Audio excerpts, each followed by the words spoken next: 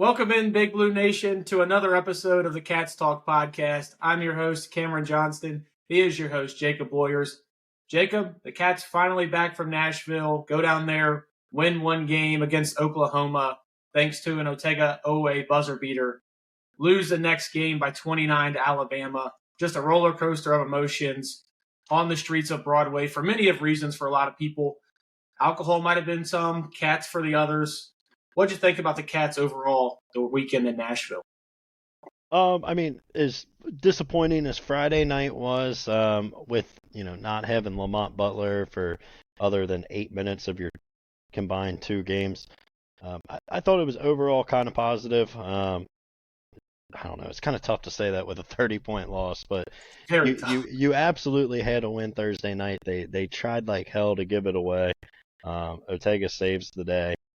And then Friday, we've seen it time and time again. It's just not a good matchup with Alabama whatsoever. We don't have an answer for Sears and their other guards, and we're just never going to match up well with them. So even though I picked them to beat Bama, all in all, I say just record-wise, going 1-1, I think was somewhat of a positive, especially without having Lamont.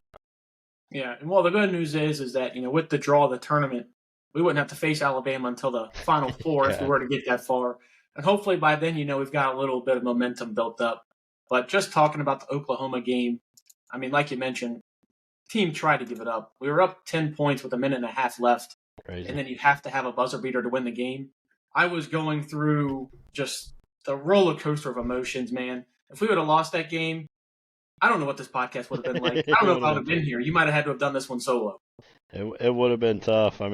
You were obviously down there. I'm going to be honest. It was a little tougher for me. I still had to be up at 6 a.m. for work on Friday and get the kids to daycare. But so when that thing didn't start till 10:48 or whatever, I was dreading it. I was fighting through it, but kind of dozed off here and there. But yeah, just completely gave it away. And then I almost thought about just completely going to sleep when we were up 12 with 2 minutes. Like, a team doesn't lose that. And then all of a sudden a shot with 5 seconds puts you down a point. And it's just, I was one pissed off that I stayed up because I was like, I can't believe I'm going to be extremely exhausted tomorrow at work just to watch this team blow a 12-point lead in 2 minutes. But Otega, it's unreal what he did in the two games against Oklahoma. 28 and 27 points in 2 game winners, like, just against your former team. To do it against anybody, but to do it twice against your former team, unreal. Yeah, just for Otega's sake, I wouldn't mind if Oklahoma was the first round of, the NCAA bracket, because he'd go for damn near 30, just like he has in both games. But, even think about the other guys in this game. Kobe Brea was really good as well. Just seeing him be able to score alongside of Otega, because it seemed like, especially as of late, the two can't really score at the high-level clip together. And it seemed like this was the first one where they both scored, in the flow of the offense where both of them could get their own. Yeah, and both, really efficient. Kobe went 8 for 12 from the field. Otega 8 of 14, but 2 of 3 from behind the arc, and 9 of 10 from the free throw line. They were essentially your entire team. We can talk about a couple of the other guys real quick, but like, I thought both games down there, like, Amari played really bad. I'm hoping that was just kind of a, get that out of the way, get ready to go here on Friday. But if you tell me like Amari's going to be really bad in both games, I tend to think we struggle with both of them, and we kind of obviously did with Oklahoma, but pulled it out and then got ran by Bama. But if it wasn't for Otega and Brea, you're obviously not winning the Oklahoma game, and I thought they did a lot of really good things Thursday night.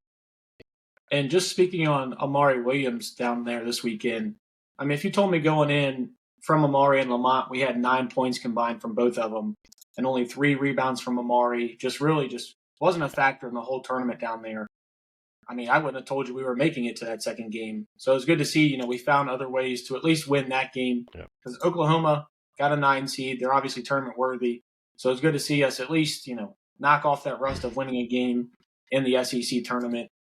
But I am a little a little worried about Amari Williams. This is the first time he's been in, that bigger spotlight to say for a tournament.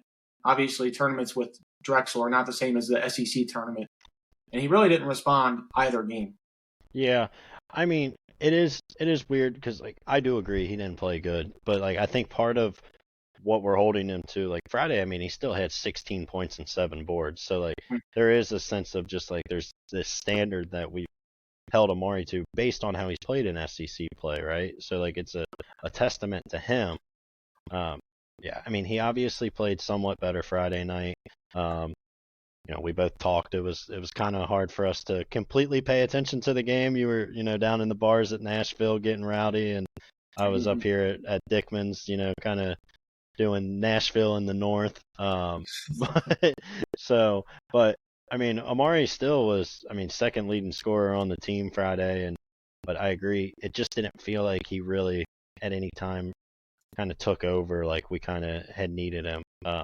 And in part, he might have looked a little worse because you got really bad play from the rest of your guards. Like, part of what makes Amari kind of go is when he's finding the guards cutting or, hitting open shots, and, he's able to kind of get that clear out a little bit. And part of it, when Ortega and Kobe Brea then come back and combine for 16 points after, 50 the night before, it's going to probably make everybody on the team look a little worse. Yeah, I just love to get some consistency from this team. I mean, like, is anybody consistent as of late? I mean, it was Amari for a long time. And Amari for a long time. Ortega for 20-something games to start the year, and then he goes on his, skyrocket up against Oklahoma and then crashing down against Bama and then does it again here. Literally the same exact teams one night before the other. This one, I mean, he did get punched in the face and, bleeding a little bit. So I'll give him a little bit of a pass on this one. But, man, I mean, can we get just like a fully healthy game? I mean, even like leave Jackson out of it, leave Kerr out of it, just the guys that we have. Can I just have, Lamont get his normal 30 minutes, Kobe get his normal 36, Amari not in foul trouble? I just want the guys that we have that are healthy, that we expect to play on the court. Because if I do, I think we're at the least in the Sweet 16, and then really anything can happen. No, I agree with you.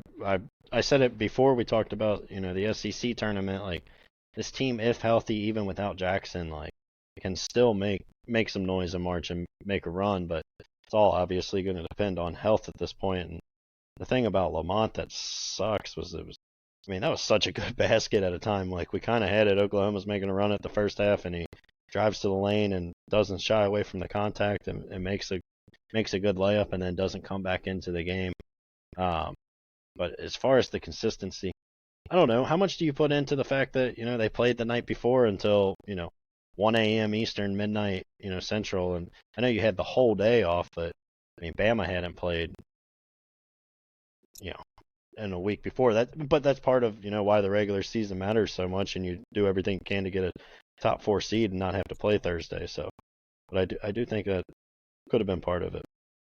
Yeah, I mean, I don't put too much stock in it. When you go down there, you're planning on playing, especially when you're playing on Thursday, you're planning on playing 4 games and hopefully playing for, the SEC championship on Sunday. So I don't put too much, stock into that. Obviously, I mean, some of the guys could have been fatigued. And obviously, like Kobe played 37 minutes the night before, didn't look his best, the next night out, playing 33 minutes and only having 8 points. So you saw a little bit of fatigue in his, especially for a guy like him who relies on his legs for his jumper. For guys like that, I understand. But for guys who kind of play, under the basket, not really a shooting type, like, Amari Williams. I mean, like we said, he played better on Friday. Still, it's just like you can never get the guards and the bigs to play well in the same game.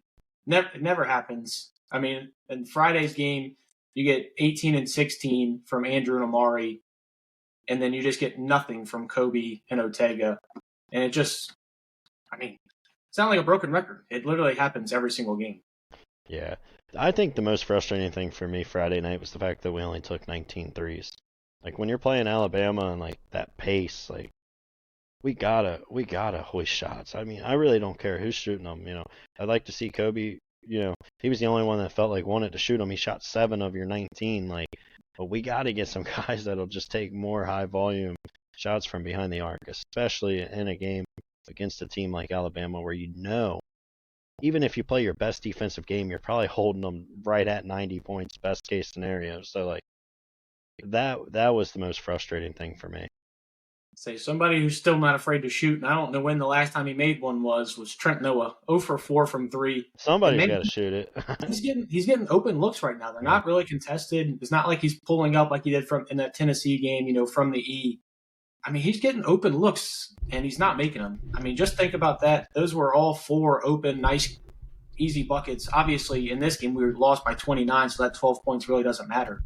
But when you're talking about, playing Troy or playing, Illinois State, Texas, Xavier, whichever team wins out that way, I mean, 4 open threes, he's got to be able to capitalize on some of those. Yeah, and we've talked multiple times, like, part of, him and Perry being out there is, you're going to take open threes, but, like, we need you to make them. Like, that's why you're there. So I agree. I don't know what the issue is. I mean, the other eye-opening part was, like, Travis Perry led all guards in scoring with 11. Like, you tell me that happens, I probably tell you we lose by 30 like they did. So, yeah, I mean, just definitely not the best game from Elway and Brea in a game that you probably needed them to be the best versions of themselves. Yeah, especially like you mentioned, going against a guy like Mark Sears, who, I mean, really even in this game, didn't have a crazy game. Obviously, he didn't play as much as he normally would because of the lead that they built up. But you mentioned it off air. I mean, we were down 7 at half. It didn't feel like this game was going, was away from us. You're at, without Lamont, down 7 at half. You felt pretty good about where you were at. Yeah. And then just get the brakes beaten off of you in the back 20. Yeah, it was, but like you were down 7, but also like kind of in the grand scheme of things, it was probably a pretty bad sign because like you were down 7, you were really kind of playing, I don't want to say as well as you could have, but like also Bama missed so many good looks in the first half, and then that was the difference in the game. In the second half, they went out and just made them. If they shot a similar percentage first and second half, you probably lose each half by 20 plus, but you're able just to kind of tread water a little bit because they were missing so many open looks. Yeah, I mean, they were 2 of 13 from 3 in the first half, and then 9 of 16 from 3 in the second.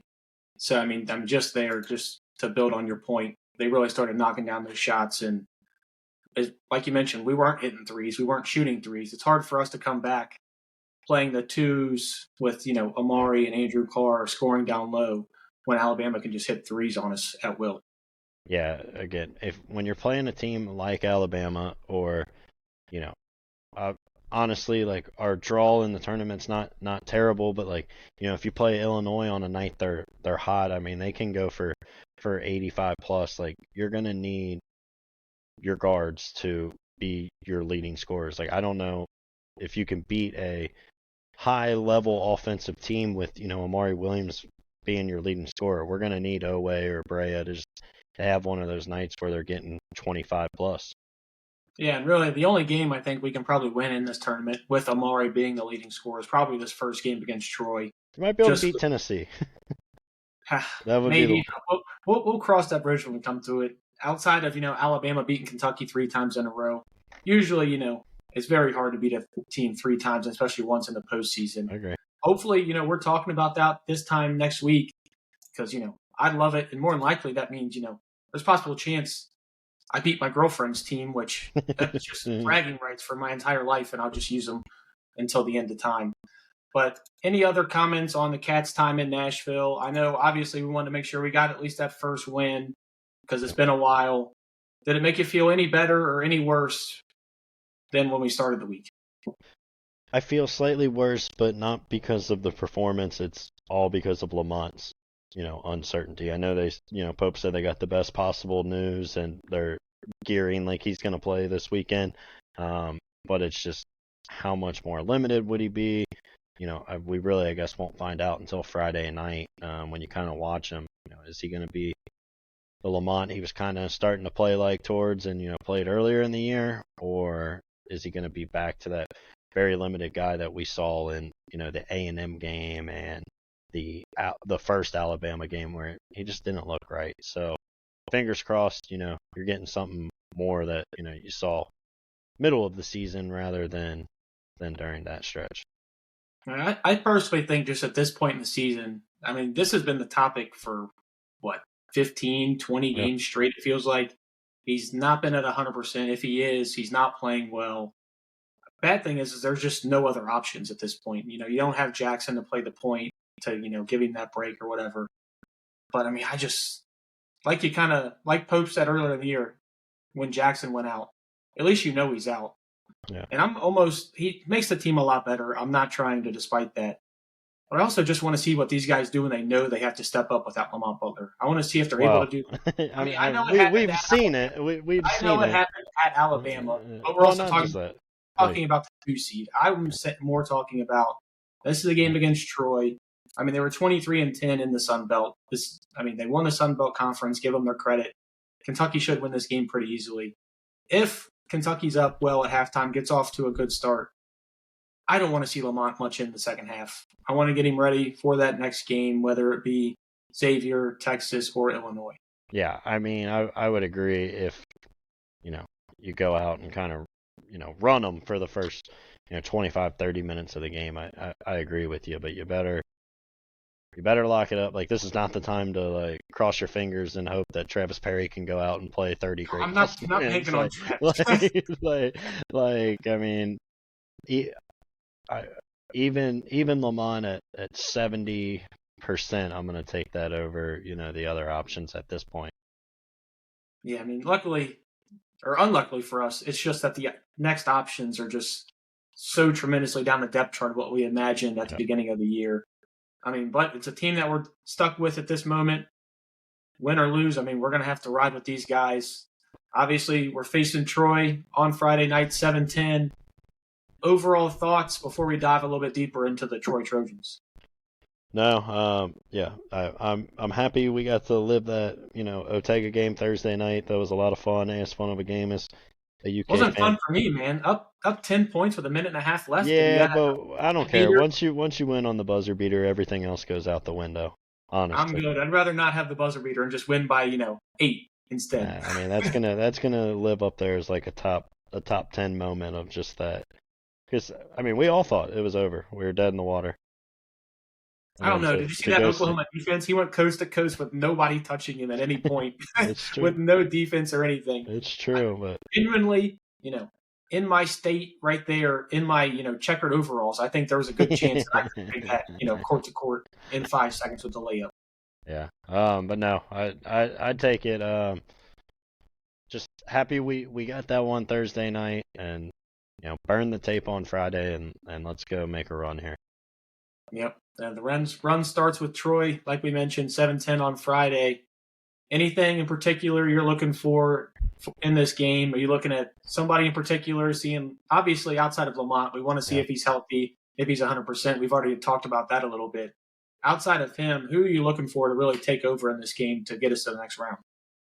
This one, it's just kind of one of those games.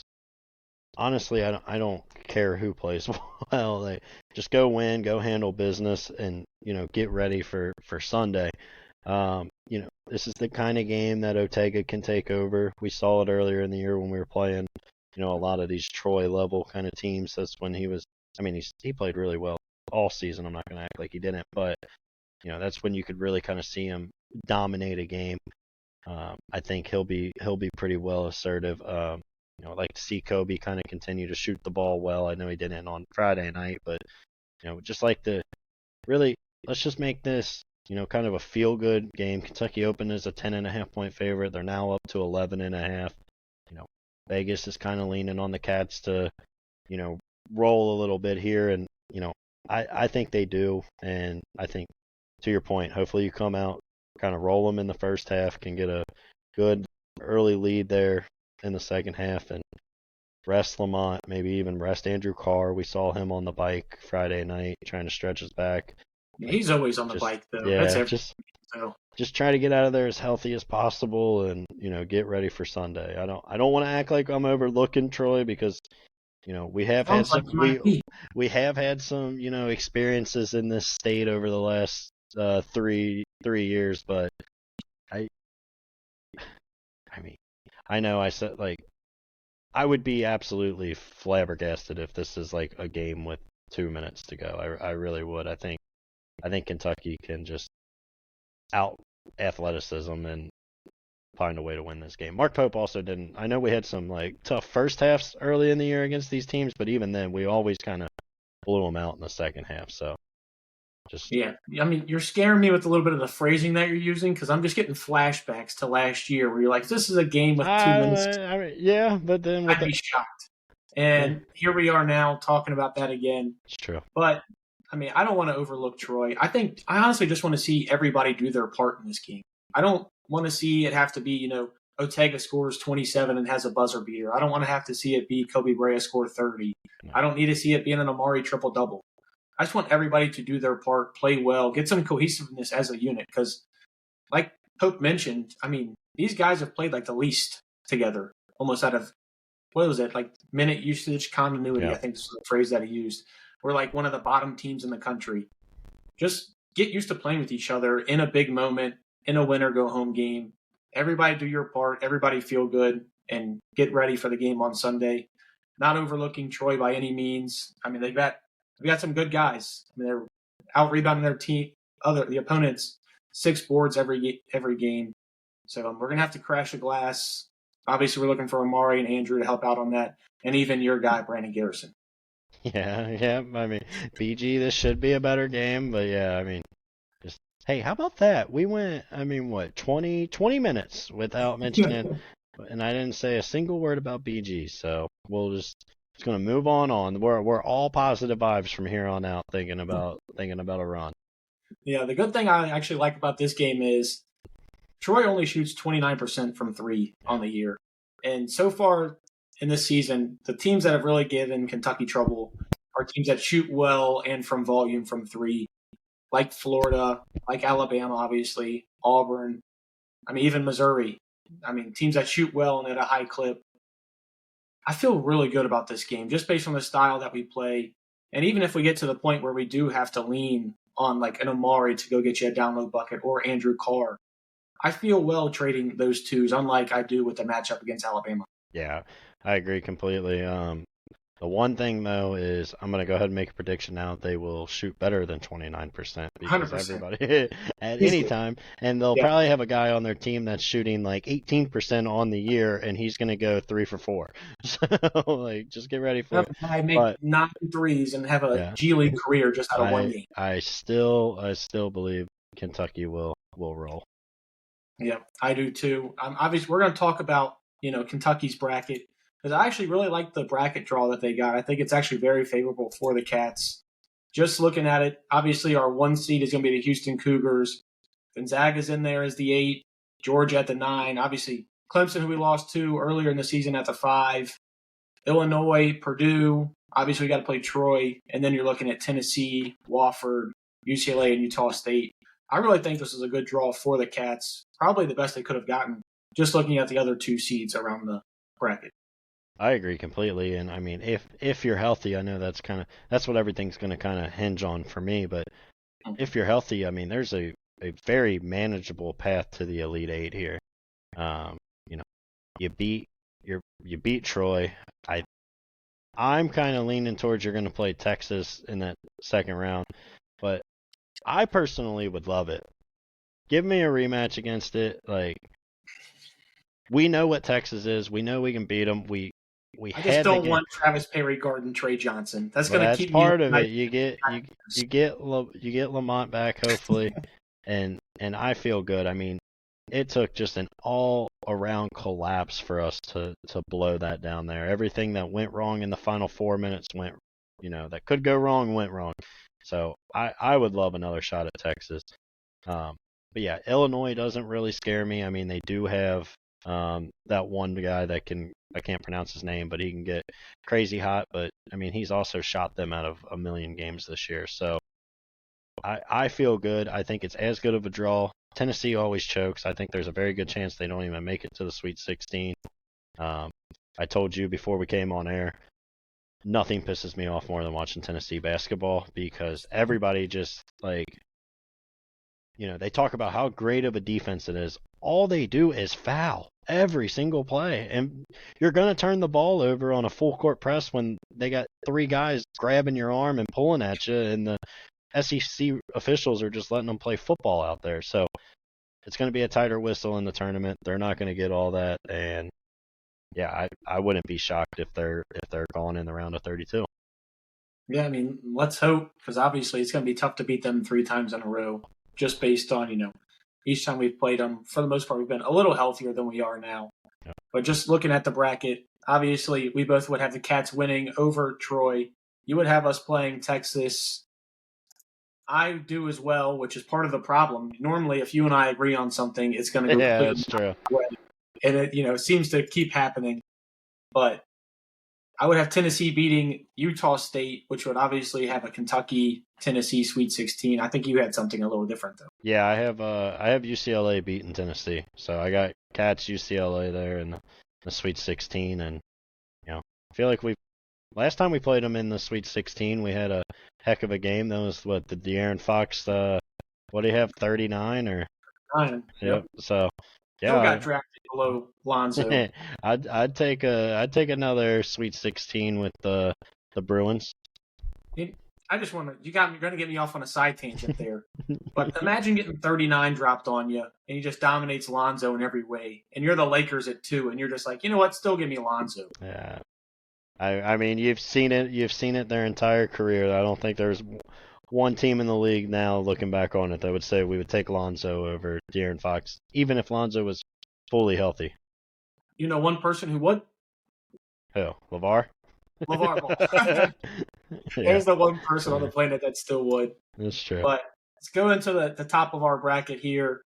Obviously, we both have Houston advancing. That Georgia-Gonzaga game, I think that'll be a really good game. Who do you have winning that one? I actually have Georgia. There's a lot of talk. I know, Gonzaga's like top 10 in the net. I've watched Gonzaga quite a bit this year. Obviously, we played them. I've always kind of felt like they're slightly overrated. Their net rankings always get boosted every year because they're playing, worse competitions. But, I mean, they even struggled at times in conference play this year. Like, that's not the dominant Gonzaga that goes and loses 3 or 4 games in conference or in non-conference and then just runs through their conference play. I mean, I think Georgia, I was very surprised that Georgia lost to Oklahoma. I think Georgia, I just think they're the better team, and I think they get this one. Yeah. The only part that I'm worried about that was, and why I picked Gonzaga to win this game, is like you mentioned with Tennessee and the SEC refs.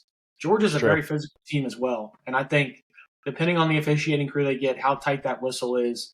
I mean, you saw Gonzaga's ability to knock down free throws. Felt like they knocked down, a couple hundred against us with Nembhard and those guys. So for that reason, I would pick Gonzaga to win this game. I will tell you what, though, in the 5-12 matchup in the 4-13, in the round of 32, I got McNeese and High Point. I got McNeese beating Clemson. I think they're really good.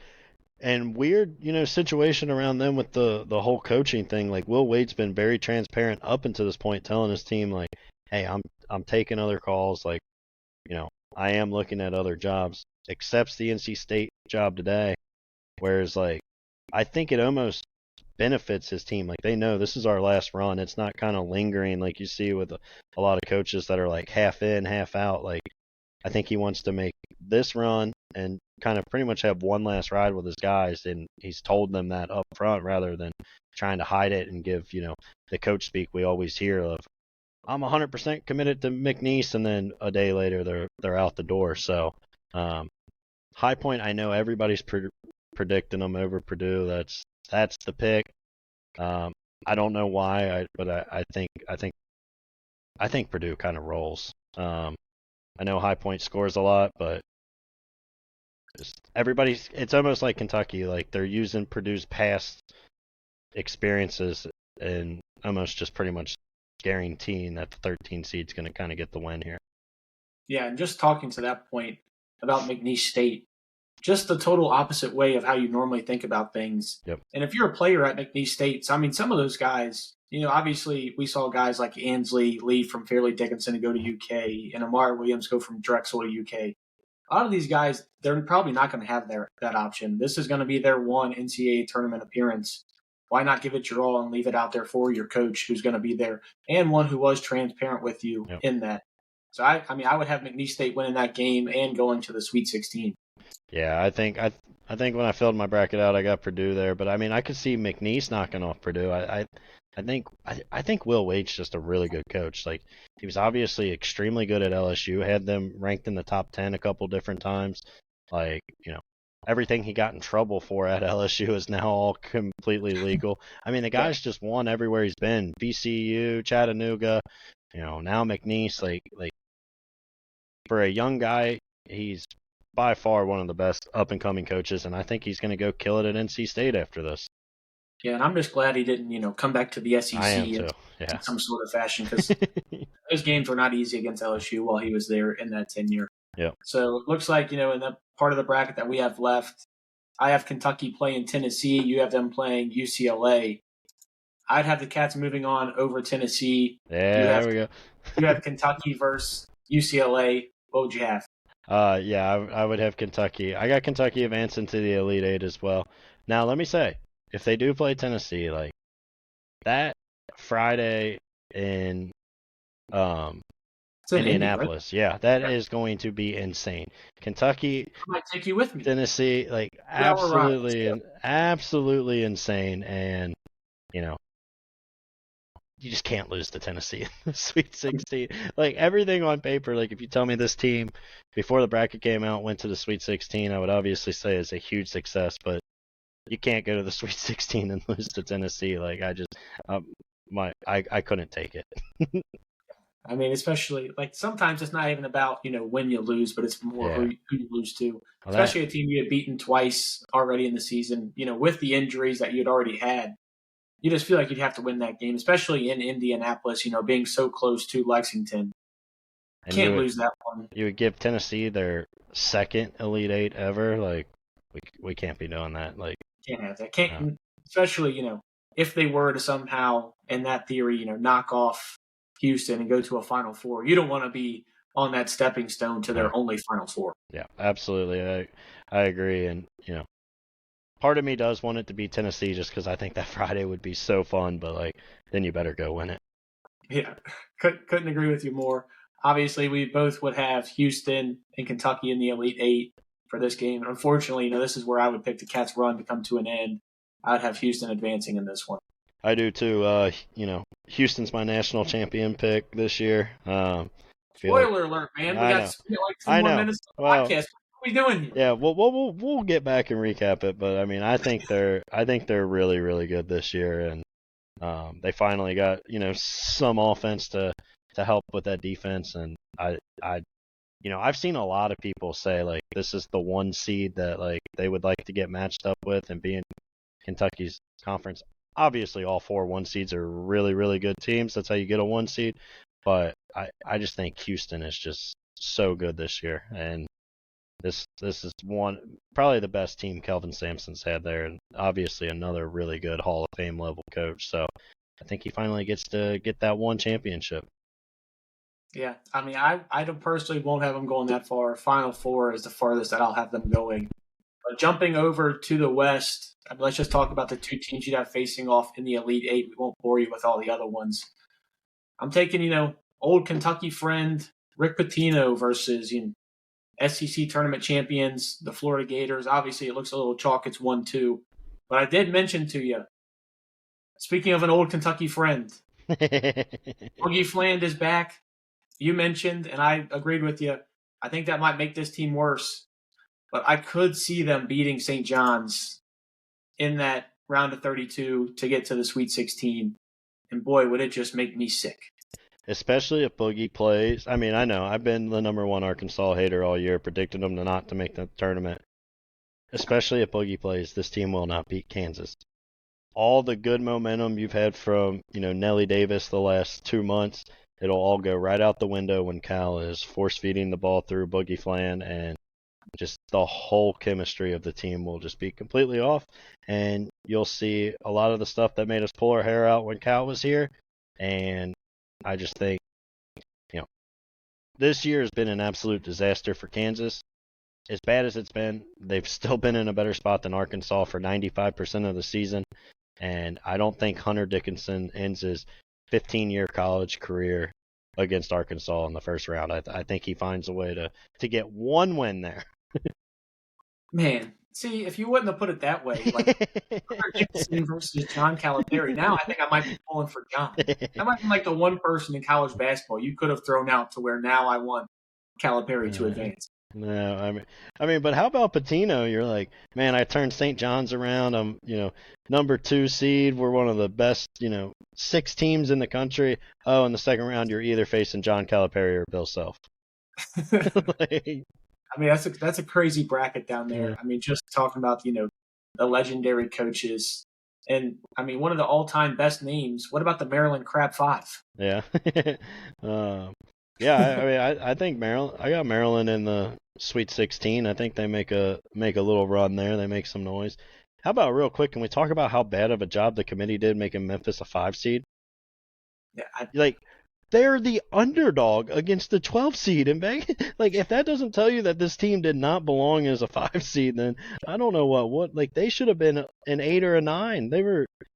It's unbelievable. But I mean, you honestly probably could have given that to Louisville of all teams. I seriously think they got the 2 teams confused, because I do agree, like, Louisville should be a 5 or a 6, and but there's probably there can't be another time where the 12 seed was the betting favorite. There just can't. I can't imagine one unless barring some big injury to a key player, where that would have really made the difference.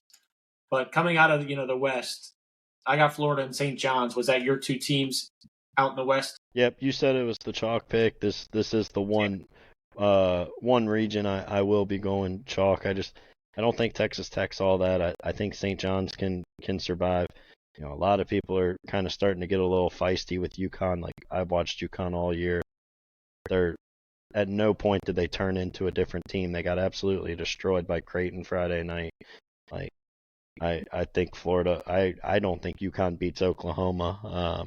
And then I think Florida's really good and finds their way to the Final Four after beating St. John's. Yeah, I agree with you 100%. Florida goes to the Final Four, and don't want to spoil it. I got Florida as the national champion, so I'm going to spoil mine just like you spoiled yours. I can see it. But let's go ahead and go up to the South region. Obviously, Auburn is the 1 seed in this one. Michigan State is a 2. I have Auburn losing in the Sweet 16 and not making it to the Elite 8. I have Texas A&M going to Elite 8 and Michigan State going to the Final Four. I'm shaking my head because we talk about when we agree on something and it never works. But I also have Auburn losing in the Sweet 16. I do have it to Michigan, though, rather than A&M. So probably my biggest upset is Michigan over Auburn, but I also have Yale over A&M. I think we've seen it. A&M can't score enough. Yale shoots the 3 ball extremely well. If they're hot making threes, A&M's not going to be able to score enough to keep up with them. So I have that upset pick. And then much like you kind of just said, I have Michigan State beating Michigan in a Big Ten battle, and Michigan State heading back to the Final Four. So we have 3 of the same Final Four teams so far. I know they're not very. I really don't like this, and I got a bad feeling this might be the case in the next one. Yeah. But in the East bracket, obviously Duke's the 1 seed, Alabama the 2. I've got Duke losing pretty early in this one. Stop. I have Duke losing to Mississippi State. Whoa. I don't. Cooper Flag still not at 100%.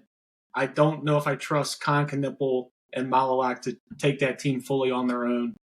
And like I said, depending on the officiating crew you get, it could really benefit the SEC or it really couldn't. But if Duke was to survive that game, I think they get all the way at least to the Elite 8, in which I would have them losing to Alabama. Either way, I don't have Duke going to the Final Four.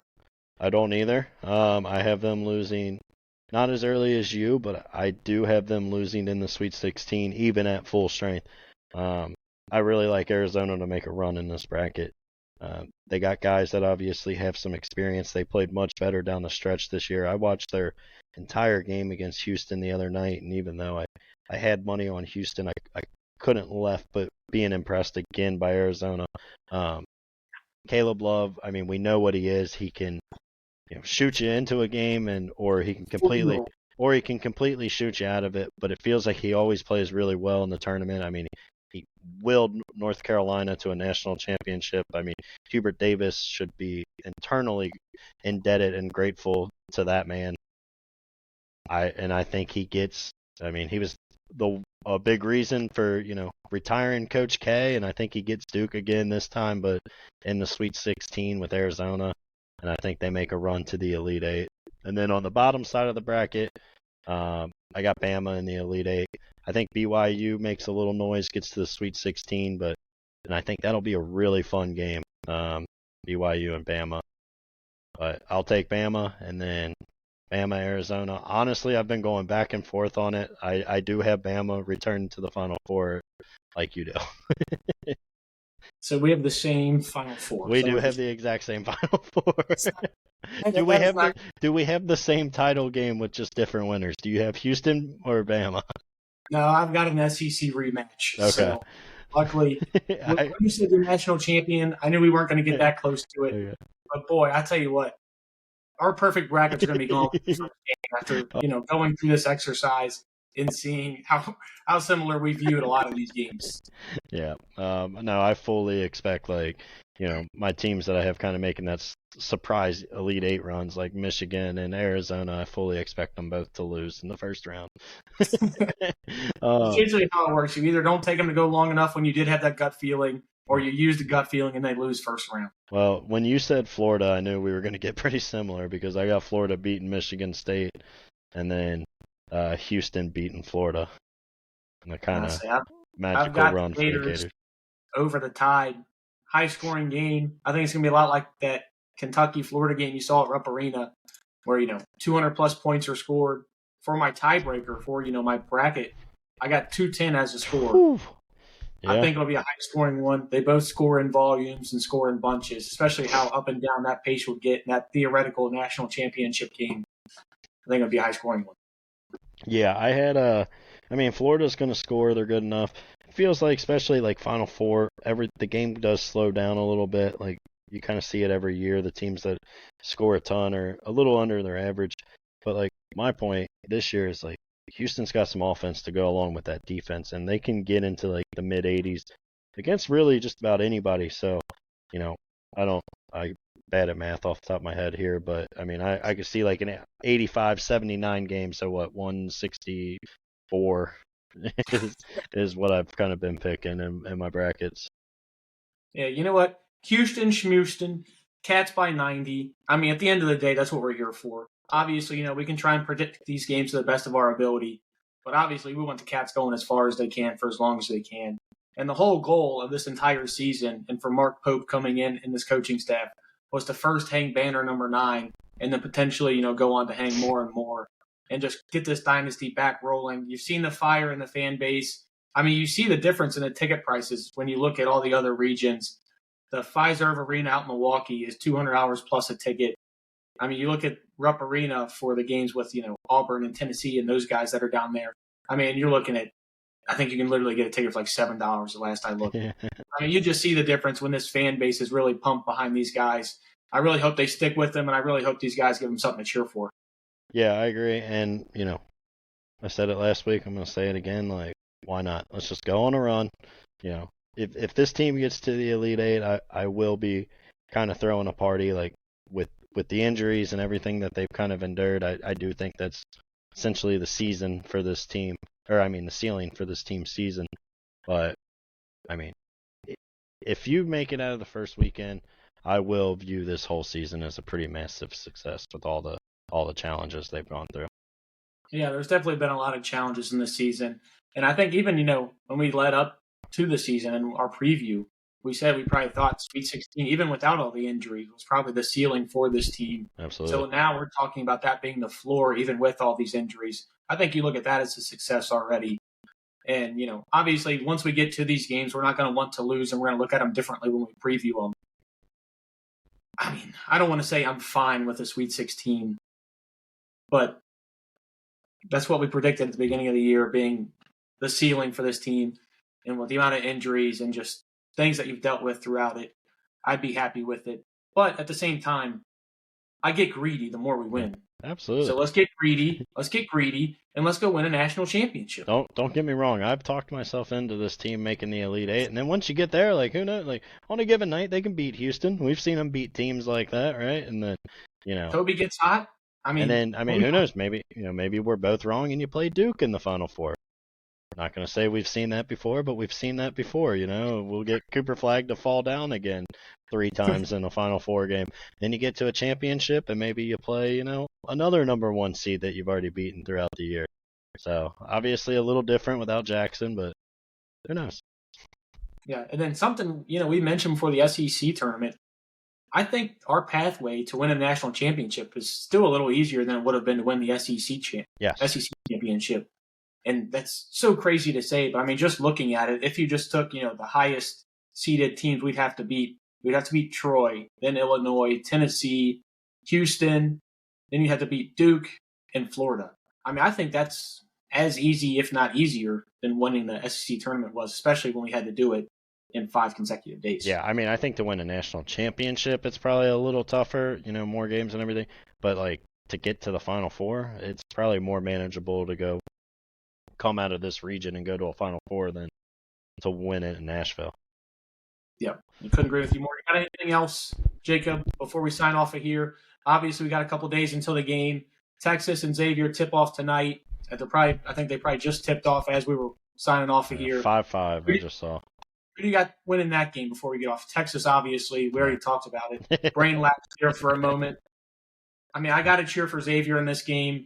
I actually got to cheer for Xavier in the next game. That way, we could pummel them potentially on Sunday, and I get bragging rights forever. Jacob, last thoughts. Give them to me before I wrap us out. Just we're here. It's the best time of the year. I know the last 3-ish years it hasn't been great for Kentucky fans. We've been pretty depressed, but regardless, it's here. We don't play till Friday night. Like I'm gonna enjoy all day tomorrow. Off work. I'm off all day Friday. I'm going to indulge in some beverages. I'm going to bet every dollar I have in my DraftKings account, and I'm just going to have a weekend. And we're here. Everybody celebrate accordingly. Watch every game. Sit in front of 3 TVs and don't stop. That's what I'm gonna do, and I love it. I'm so happy we're here. It's like a kid on Christmas Eve. Yeah, March is here, and it feels so good to be excited about it. Hopefully the Cats take care of business on Friday. Obviously, we'll be here after the games to, update you what happened. Previews for next round. If, God willing, we are going to the next round. Let's hope so. Take care of Troy on Friday. Follow the Cats Talk Pod on Instagram, on TikTok, on Twitter. Boyer's just doing a great job on the Twitter over there. I see him. He's trying to get in some beefs with some local people. He's getting a little feisty over there. So Go ahead, give him a follow. See who he's trying to anger. I think he's been going after Dan Dockich, a little bit of Seth Greenberg. There's some dumb people on Twitter. He's getting feisty with a little bit of these people out there. And obviously, we're everywhere you get your podcasts, Spotify, YouTube, Amazon Music, and iHeartRadio. Yeah. With that being said, let's get a win, Big Blue, and go Cats. Go Cats, and definitely keep an eye out on the Twitter Friday because I'm going to, like I said, start drinking about noon before that UK game gets ready to tip. I might be chirping some people, so. I'd love to see it. All right, guys, go Cats. Go Cats.